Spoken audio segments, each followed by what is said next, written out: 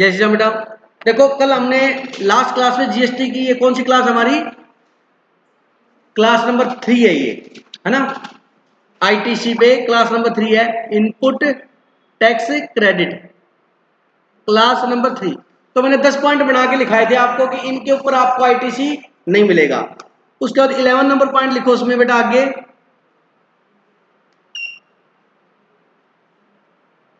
लिखो no ITC if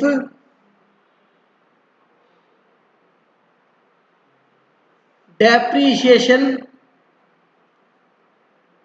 is claimed on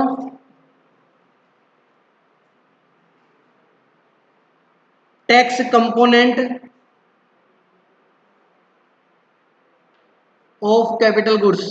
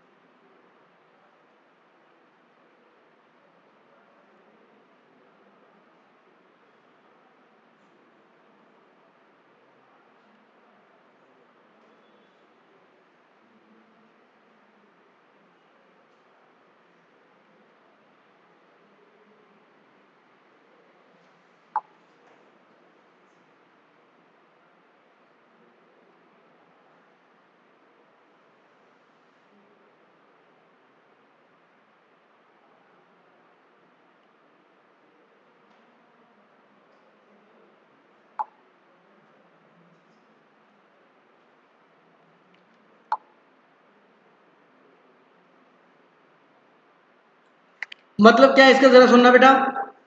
no ITC depreciation claimed on tax component of capital goods. मान लीजिए आपने machine purchase की 1 लाख रुपए की, मशीन जो यूज की है बेटा वो भी देखो, जो रॉ मटेरियल यूज करते तो इसको इनपुट गुड्स बोलते हैं। क्या बोलते हैं? Input goods.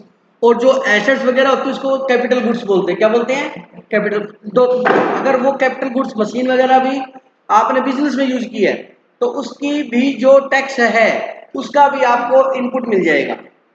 उसका भी, जैसे फैक्ट्री आपकी, आप मटेरियल खरीदते हो, जो टैक्स दे के आए उसका इनपुट मिल जाएगा। लेकिन फैक्ट्री के लिए एक मशीन खरीदी आपने नई, उस मशीन पे जीएसटी लगा 18%, तो कितना हो गया ये? 1,18,000। तो होगा क्या, आप मशीन पे 18,000 जीएसटी दे के आए हो तो इसका भी आप इनपुट ले सकते हो। लेकिन आप मशीन की कॉस्ट कितनी मानोगे? 1,00,000। 18,000 का तो आपको इनपुट मिल गया, तो मशीन की कॉस्ट कितना मानोगे?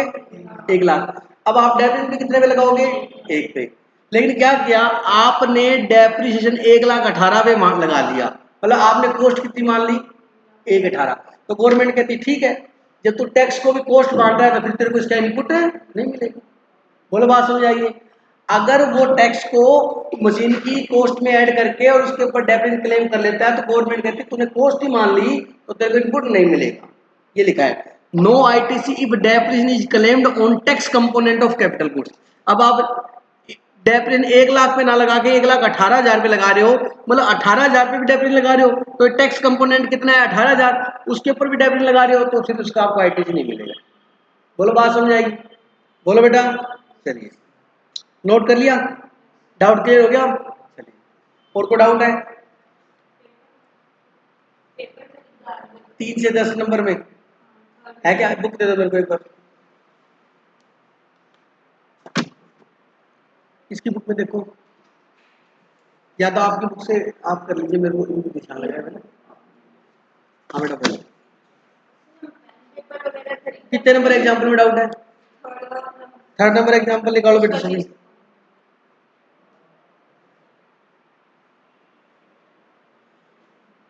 हाँ बेटा बताओ। क्वेश्चन नंबर 3rd का 6 पॉइंट देखो बेटा, paper purchase for photocopy machine in office कितने का बेटा? 2,000। आप बिजनेस में कोई भी चीज यूज करो आपको उसका आईटीसी मिल जाएगा, बट शर्त यह है कि उसके ऊपर ब्लॉक ना लगा रखा हो। सेक्शन 75 में क्या रखा है? रिस्ट्रिक्शंस लगा रखी है, जो मैंने आपको लिखवा दी 11-12। इनमें है तो आपको नहीं मिलेगा, बाकी मिल जाएगा। बाकी में कब मिल जाएगा? जब बिजनेस में यूज हो।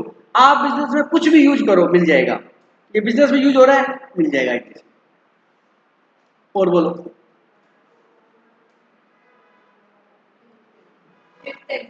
एग्जाम्पल नंबर 5 निकालो, उसमें डाउट है बेटा। हाँ जी बेटा बताओ। 6 पॉइंट देखो बेटा, एग्जाम्पल नंबर 5 का 6 point, goods use in repair of office building, cost of such repair is debit to profit and loss account. इसका मतलब क्या है, आपने गुड्स खरीदे मशीन ऑफिस की बिल्डिंग को रिपेयर कराने के लिए, आपको मैंने ये कहा था कि आपने अगर वर्क कॉन्ट्रैक्ट किया तो आपको आईटीसी नहीं मिलेगा। वर्क कॉन्ट्रैक्ट का मतलब बिल्डिंग कंस्ट्रक्ट की, आपने बिल्डिंग बनाई, ठीक है, क्योंकि वो कैपिटल एक्सपेंडिचर है। क्या बेटा, एसेट्स बनी है ना। अब ये कहता है उसको रिपेयर कराइए, बिल्डिंग नहीं बनाई, मतलब उसको वॉइड वॉशिंग कराई या कहीं पे सीलन आ गई वो सही कराई या कुछ और कराया, मतलब जस्ट सिंपल क्या कराई, रिपेयर। तो रिपेयर कराई है, रिपेयर जो होता है ना वो प्रॉफिट एंड लॉस अकाउंट में कहता है डेबिट की है। इस ये जो क्वेश्चन लिख रहे थे पेंटर में डेबिट की है, इसका मतलब ये है कि हमने उसको रेवेन्यू एक्सपेंडिचर मानना है। क्या माना है, मतलब एसेट्स नहीं माना। तो एसेट्स नहीं माना तो वो कैपिटल एक्सपेंडिचर है ही नहीं, फिर तो उसके ऊपर आईटीसी मिल जाएगा हमारे को, सिंपल रिपेयर है वो तो बेटा, उस पर आईटीसी मिल जाएगा। और बोलो।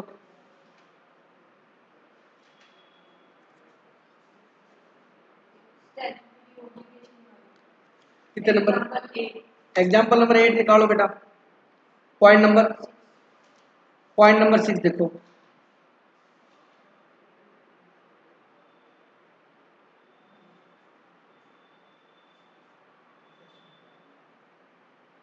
ये कहता है food and beverages procured from Sharma caterers for employees under statutory obligation. मैंने कहा था फूड एंड बेवरेजेस के ऊपर आईटीसी नहीं मिलेगा, कहा था या नहीं कहा था, लेकिन यहां पर ये लिखा हुआ है कि ये फूड और बेवरेजेस देना कानूनी था, लॉ के अनुसार था, मतलब देना मैंडेटरी था। ये कोई होगा क्लोज कि जिसके अंदर फूड और बेवरेजेस आपको एम्प्लॉइज को देना है। स्टैच्यूटरी रिक्वायरमेंट का मतलब क्या है, कानून की बाध्यता थी कि कानून के अंदर देना है, तो भैया फिर देना है तो फिर कानून नहीं, जीएसटी लिखता है, फिर आईटीसी भी दो हमारे को, ठीक है ना।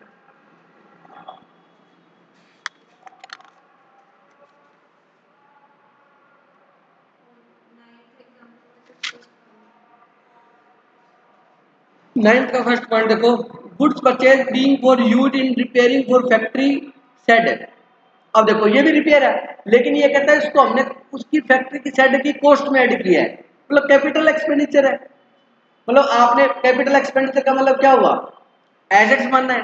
क्या मान, तो बेटा कैपिटल एक्सपेंडिचर का मतलब तो एसेट्स, रेवेन्यू एक्सपेंडिचर का मतलब होता है सिंपल खर्ची, समझ आ गई। तो कैपिटल एक्सपेंडिचर में सेट बनाया है, तो सेट क्या इमूवेबल प्रॉपर्टी है, क्या बेटा इमूवेबल प्रॉपर्टी है। और मैंने आपको बताया इमूवेबल प्रॉपर्टी का आईटीसी मिलता ही नहीं बेटा। अगर इसने रिपेयर कराई होती तो कहता खर्चा माना, पेंटर से डेबिट किया तो फिर आईटीसी मिल जाता।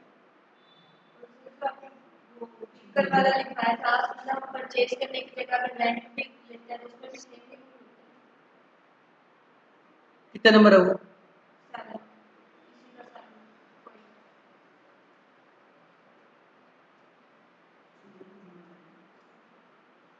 ट्रैवल बेनिफिट देते हैं उसके ऊपर आईटीसी नहीं मिलता, ठीक है।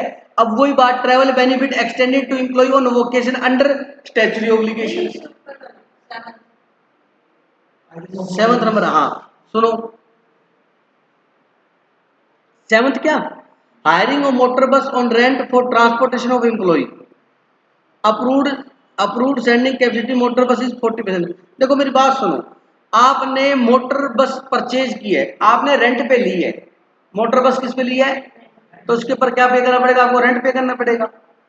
और जो रेंट पे मोटर व्हीकल दे रहा है वो सर्विस प्रोवाइडर है, अपने क्या रिसिपेंट है, तो वो जो बिल बनाएगा रेंट का उस पर जीएसटी जोड़ के लेगा हमसे और उसका हमें इनपुट मिल जाएगा। रेंट के ऊपर रिस्ट्रिक्शन नहीं है। अगर मोटर व्हीकल आप परचेज करते हो और उसकी कैपेसिटी 13 से कम है तो आपको आईटीसी नहीं मिलता। आपने परचेज तो किया नहीं, किराए पे लिया तो मिल जाएगा ना, ना मिल जाएगा, मिल जाएगा।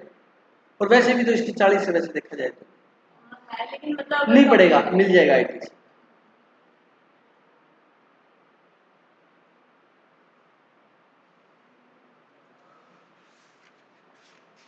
हो गया बेटा।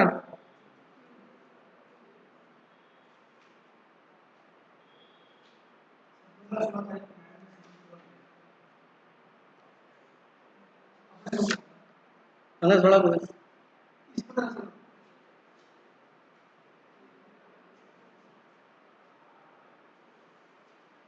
बोलो बेटा, हो गया, चलिए अब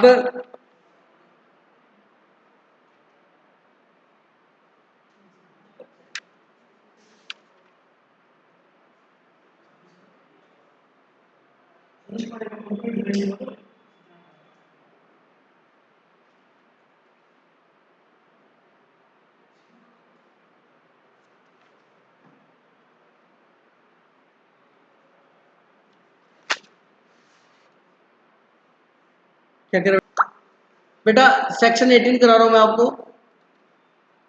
स्पेशल सरकमस्टांसेज, जो आपके इंग्लिश मीडियम की पेज नंबर 241 पर है।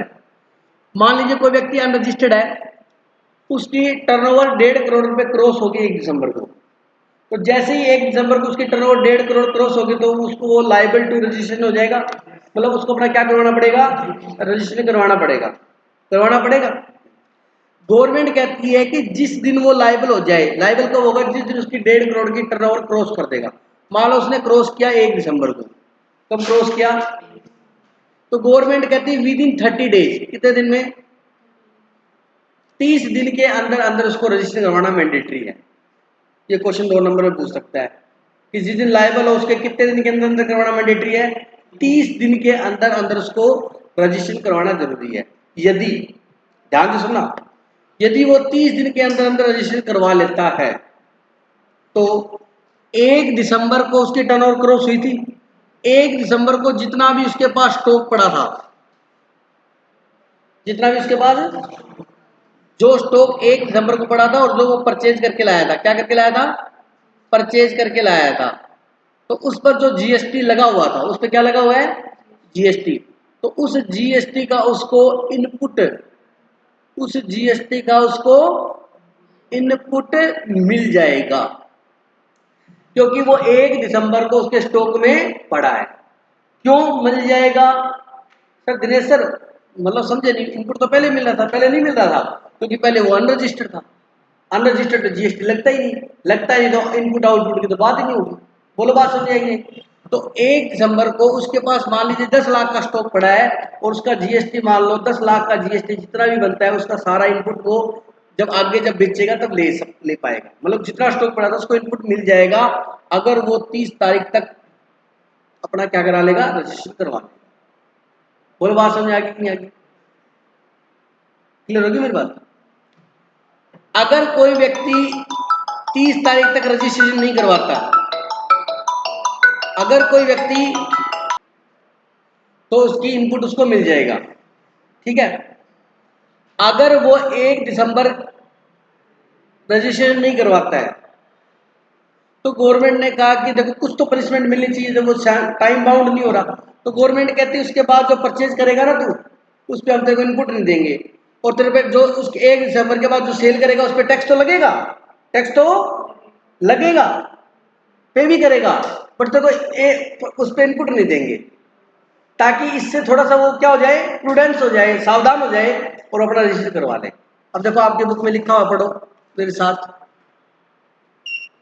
इस पे क्वेश्चन भी आया हुआ है, entitle to take input credit in respect of stock held on the day immediately preceding the day on the grant of registration. मतलब कहता है जितना उसके पास स्टॉक पड़ा था जिस दिन उसको रजिस्ट्रेशन दिया, वो ध्यान सुनना, a person who have applied for registration under this act within, सही पढ़ाया मैंने, within 30 days from the date on which become liable to registration.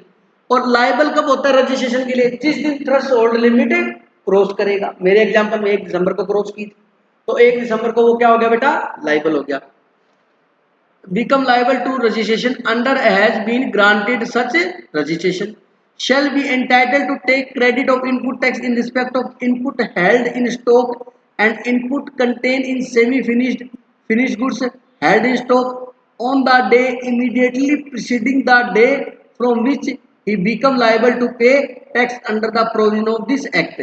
अब ध्यान से सुनो, ये कहता है अगर उसने 30 दिन के अंदर अंदर, इधर समझो, यहां समझ में आएगा, अगर उसने 30 दिन के अंदर अंदर रजिस्टर करा लिया तो 1 दिसंबर को वो लाइबल हुआ था, उसके पास जो भी गुड्स पड़े थे, अब गुड्स हो सकता है कि रो फॉर्म में पड़े हो, रो फॉर्म समझ गए, मटेरियल, या आधा बन गया था, मैन्युफैक्चरिंग का काम था, आधा नहीं बना था, आधा बन गया था, मतलब semi work in progress, semi goods है ना, और हो सकता है कुछ बने हुए पड़े हो, फिनिश गुड्स पड़े हो, तो कहता कोई भी गुड्स पड़े हो, है तो वो स्टॉक ही ना, उन सब पर उसको इनपुट मिल जाएगा अगर वो 30 दिन के अंदर अंदर अपना क्या ले लेगा, रजिस्ट्रेशन ले लेगा। और गवर्नमेंट ये और बोलती है, और हालांकि इसमें ये लिखा डेट ऑफ ग्रांटेशन ऑफ रजिस्ट्रेशन, मान लो उसने 1 दिसंबर को अप्लाई किया, उसका रजिस्ट्रेशन ग्रांट हुआ 5 तारीख को, 3-4 दिन का टाइम लगता है, लेकिन गवर्नमेंट कहती है अगर उसने टाइमली अप्लाई कर दिया ना, तो जिस दिन लाइबल हुआ था ना वो, हम मान लेंगे उसी दिन उसको रजिस्ट्रेशन मिल गया, मतलब 1 दिसंबर से उसको इनपुट देना शुरू कर देंगे। बोलो बात समझ आएगी नहीं?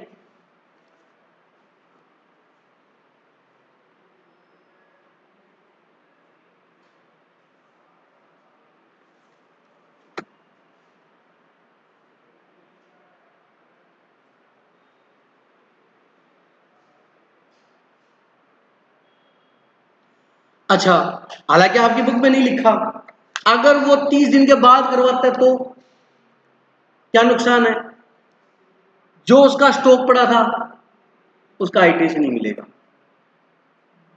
जो उसके पास है उसका आईटीसी नहीं मिलेगा, और जितने दिन में उसने लेट कराया उतने दिन में गुड्स परचेज भी किए होंगे ना, उसका भी आईटीसी नहीं मिलेगा।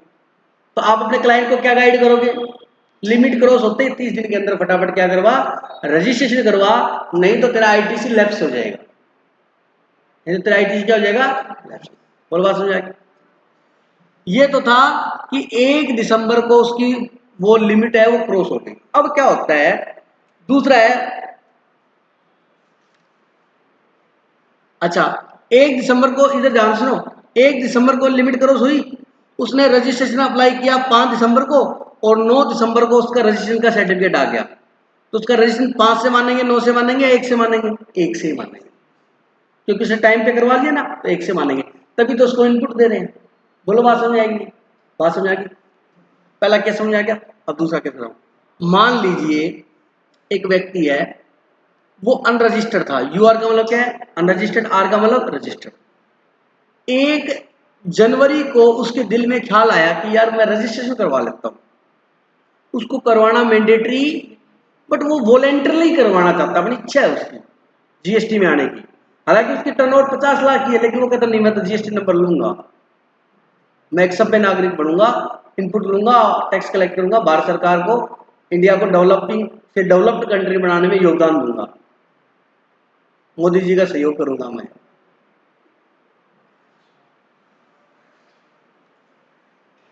आई बात समझे? तो उसने 1 जनवरी को क्या किया, रजिस्ट्रेशन करवाने का मन में धारण कर लिया, उसने 5 जनवरी को, 1 जनवरी को मान लो अप्लाई किया, और उसका रजिस्ट्रेशन सर्टिफिकेट आया 5 जनवरी को, कब आया, अब पहला डिफरेंस, अब इस केस में रजिस्ट्रेशन 1 से मानेंगे या 5 से मानेंगे, क्योंकि कंपलसरी नहीं था, अपनी इच्छा से करवाया था उसने, अपनी इच्छा से जब करवाता है तो जिस दिन रजिस्ट्रेशन का सर्टिफिकेट में आएगा उस दिन से रजिस्ट्रेशन मानेंगे। बोलो बात समझ आई? बोलो आगे बात समझे? अब क्या होगा, अब अब कहता है, अब जो उसके पास स्टॉक पड़ा था वो इस दिन का स्टॉक देखेंगे या इस दिन का, इस दिन का, मतलब 5 जनवरी को रजिस्ट्रेशन हुआ है तो 5 जनवरी से तो उसको इनपुट मिलना शुरू हो जाएगा। अरे बोलो, 5 से तो उसको सर्टिफिकेट ही आ गया उसके हाथ में कि तू जीएसटी में है, तो 5 से तो इनपुट, देखो जीएसटी में आते इनपुट मिलना शुरू हो जाता है और आउटपुट देना भी शुरू हो जाता है, समझा रही मेरी बात हो? 5 से तो शुरू हो गया, अब वो इसीलिए अपने लॉ के अंदर लिखा है इमीडिएटली प्रीसीडिंग, मतलब पिछले दिन का स्टॉक लेंगे, क्योंकि 5 वाले दिन तो मिलेगा ही मिलेगा, समझ आ गया? तो स्टॉक 5 का नहीं लेके 4 का लेंगे, और इस एग्जाम्पल में स्टॉक 1 दिसंबर का नहीं लेके, 1 दिसंबर का नहीं लेके 30 नवंबर का लेंगे, क्योंकि 1 दिसंबर तो माना जाएगा समझे? तो इस क्वेश्चन में कहता है कि ये इस दिन जो स्टॉक है ना 5 जनवरी से जस्ट पहले वाला स्टॉक, उस पे इनपुट मिलेगा, 1 जनवरी वाले स्टॉक से जस्ट पहले वाले दिन पे नहीं मिलेगा, इस पे मिलेगा, क्योंकि सर्टिफिकेट इस दिन ग्रांट हुआ माना जाएगा। बोलो बात समझ आ गई? वो सब मिल जाएगा, समझ आ गया? तो इसमें ये ध्यान रखना, इसमें ये ध्यान रखना, ये वॉलेंटरली के केस में। बोलो बात समझ आएगी नहीं बेटा? ये सेकंड केस है, आप पढ़ लो जल्दी।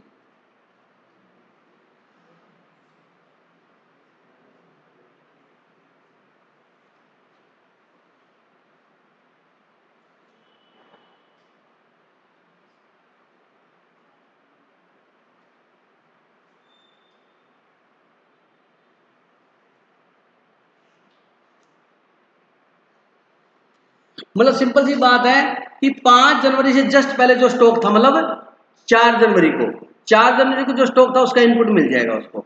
और सर 5 को जो खरीदा वो, उससे तो मिलना शुरू ही हो जाएगा। तो जब भी स्टॉक की बात करेगा वो हमेशा ये लिखेगा इमीडिएटली प्रीसीडिंग डे, क्योंकि जिस दिन अप्लाई हो गया उस दिन से तो इनपुट मिलेगा मिलेगा। स्टॉक कौन सा लेना है, उस दिन से पिछले वाले दिन का। ये सेकंड पॉइंट था।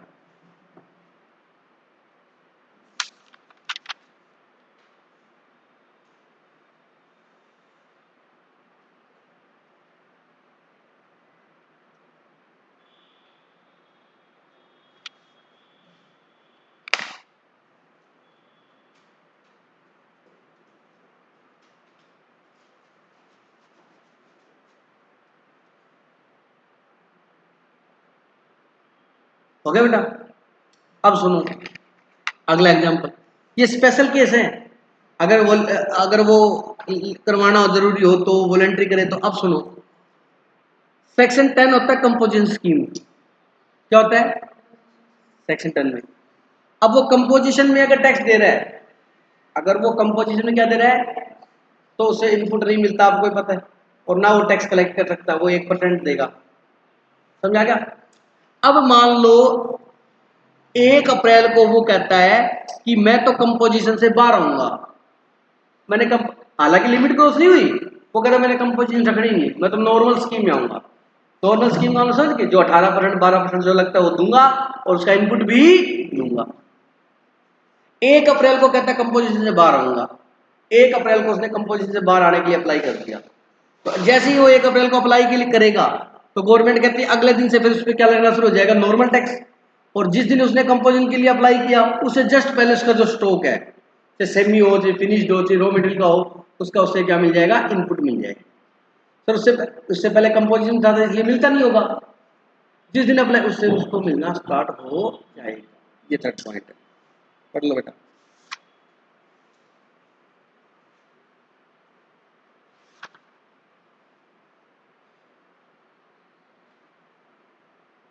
जिस दिन वो कंपोजिशन से बाहर आएगा उस दिन से उसको मिलना स्टार्ट हो जाएगा। नेक्स्ट बेटा, ये सारे स्पेशल केस है।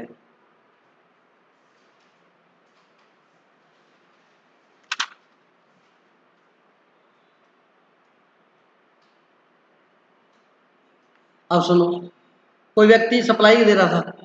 क्या दे रहा था? गुड्स की सप्लाई। और वो गुड्स उसका एग्जाम्प्ट था। क्या था? मतलब उस पर टैक्स, तो ना तो इनपुट की जरूरत है ना आउटपुट। लेकिन क्या हुआ, गवर्नमेंट कहती है इस पर 1 मई से टैक्स लगेगा। उस एग्जाम्प्ट गुड्स को गवर्नमेंट ने क्या कर दिया, टैक्सेबल कर दिया। कब से? मतलब 1 मई से उसको क्या देना पड़ेगा, टैक्स। तो गवर्नमेंट कहती है 1 मई से टैक्स लगेगा। अब वो कहता है जी मेरे पास तो गुड्स बहुत पड़े हैं। कहता है जिस दिन टैक्सेबल हुई है वो सप्लाई, कब सप्लाई टैक्सेबल हुई है, 1 मई को। उससे जस्ट पहले तेरे पास स्टॉक कितना था, मतलब 30 अप्रैल को जितना भी स्टॉक था, उस सारे स्टॉक का हम तेरे को क्या दे देंगे, इनपुट देंगे। पता क्यों दे रहे? क्योंकि वो सारा स्टॉक बिकेगा तो बाद में ही ना। 1 मई से भाई 30 अप्रैल को जो क्लोजिंग स्टॉक था, बताओ वो 1 अप्रैल को भी ओपनिंग स्टॉक होगा बेटा, सीधी सी बात है। तो कुल मिला के बात ये, एक दिन पहले बोल रहा है तो आप कंफ्यूज मत होना, वो उसी दिन का ही है। उसका क्लोजिंग अगले दिन का क्या हो गया, ओपनिंग हो गया। बात समझ आ गई? तो एक दिन पहले कहता जितना भी स्टॉक था उसका हम आपको इनपुट दे देंगे। क्यों दे रहे हैं? क्योंकि बिकेगा तो 1 मई से ही, 1 मई से बिकेगा तो इस पर टैक्स भी लगेगा। टैक्स लगेगा तो आउटपुट टैक्स लाइबिलिटी आएगी, और जब आउटपुट टैक्स लाइबिलिटी होती है तो इनपुट टैक्स लाइबिलिटी मिलनी चाहिए। तो इसलिए कहता है कि अगर कोई टैक्सेबल हो गया हो तो जिस दिन टैक्सेबल हो उससे जस्ट पहले वाले दिन जो स्टॉक था उस सारे स्टॉक का क्या मिल जाएगा, इनपुट मिल जाएगा। और 1 मई को जो खरीदा उसको तो मिल ही जाएगा, क्योंकि 1 मई से तो मिलना स्टार्ट हो गया, टैक्सेबल ही होगी वो सप्लाई। अगला पॉइंट ये है, डी पॉइंट बेटा। इन चारों पॉइंटों में कोई डाउट है तो पूछ लो।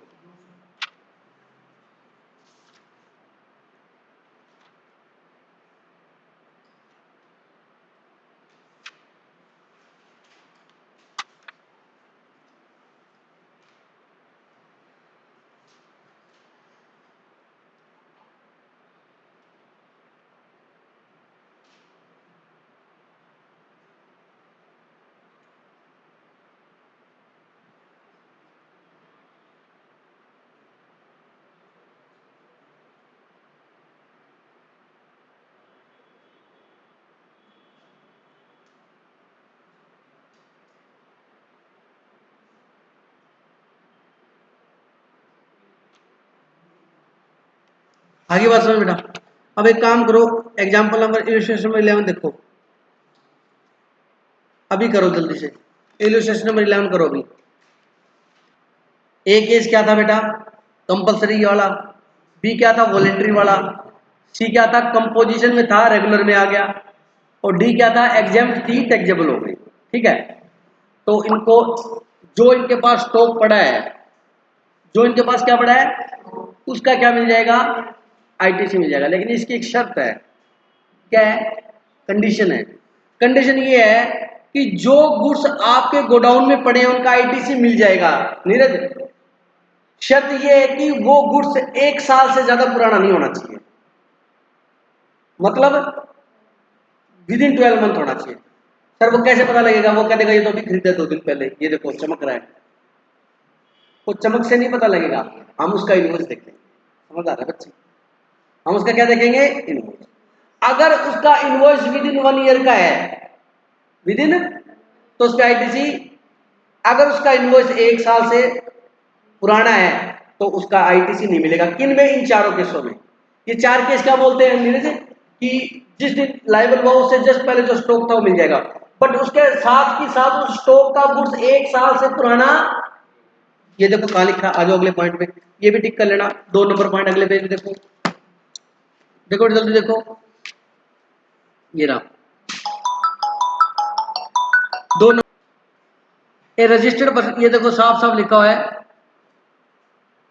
a registered person shall not be entitled to take input tax credit under subsection 1 in respect of any supply of goods or service or both him after the expiry of 1 year from the date of issue of tax invoice related to such supply।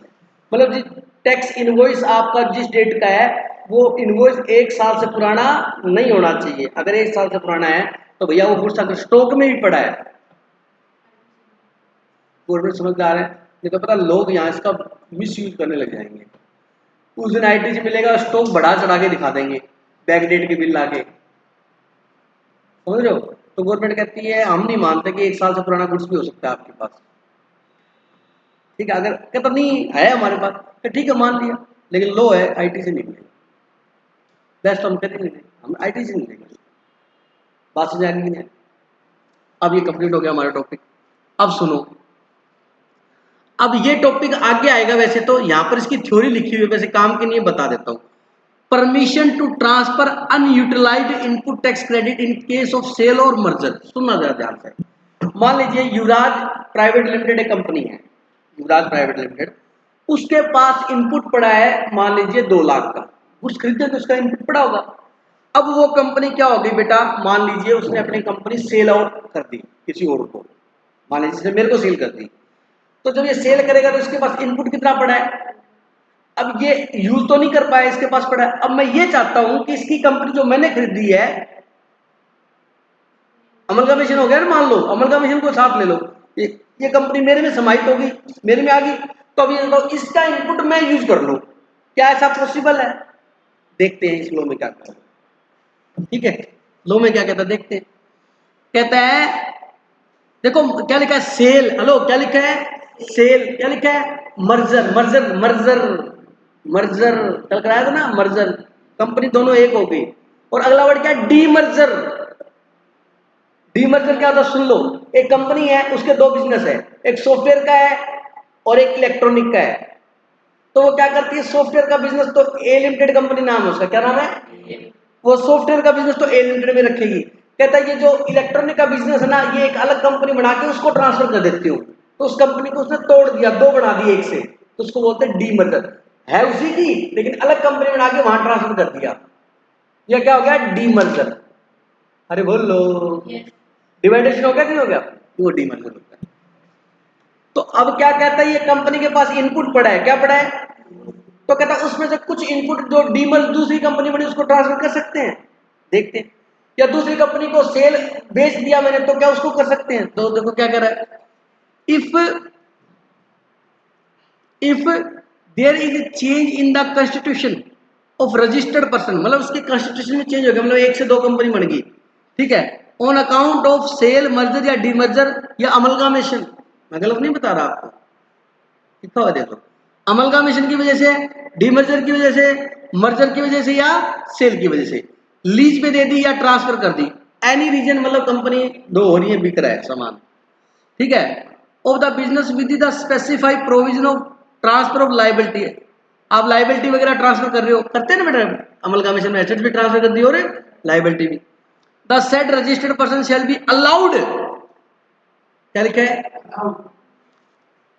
shall be allowed, allow किया भाई, shall be allowed to transfer the input tax credit with remain unutilized to his electronic credit ledger to such sold merger demerger amalgamated, amalgamated पढ़े हुए सारे शब्द आपके, amalgamated lease और transfer business in such manner as may be prescribed, manner आगे prescribe किया है। मतलब ये हुआ कि अगर एक कंपनी बिक रही है, दूसरी कंपनी में ट्रांसफर हो रही है, तो उसका इनपुट बचा हुआ तो वो दूसरी कंपनी को ट्रांसफर कर सकती है, ये अलाउ किया हुआ है। कैसे कर सकती है, कितना कर सकती है, वो आगे समझाया हुआ है, मैं समझा दूंगा। बात समझ आ गई कि नहीं? चलिए, तो बाकी ये थ्योरी है, इसमें आपको कुछ नहीं करना।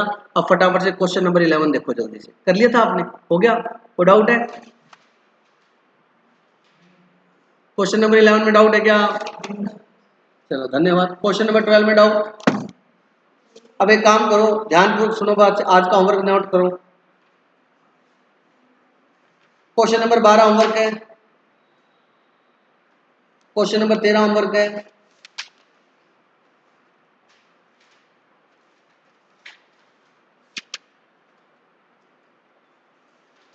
बस।